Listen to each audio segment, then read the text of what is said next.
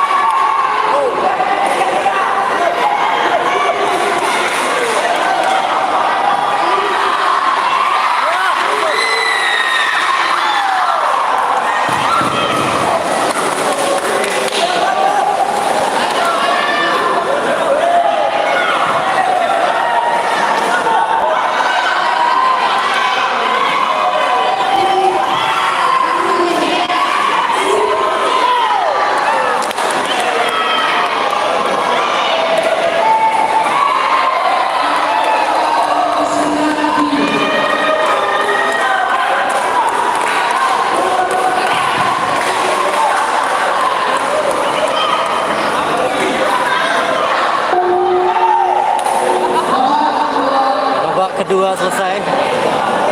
Pak, hitungan tadi itu berapa? Hitungan tadi itu 1.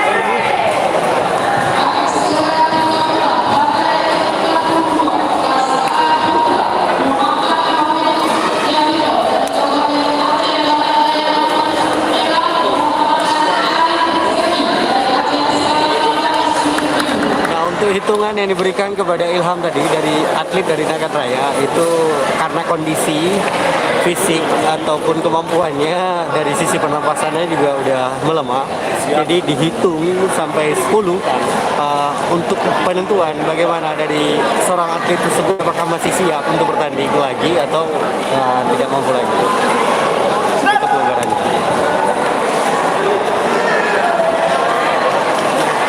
Memasuki babak ketiga.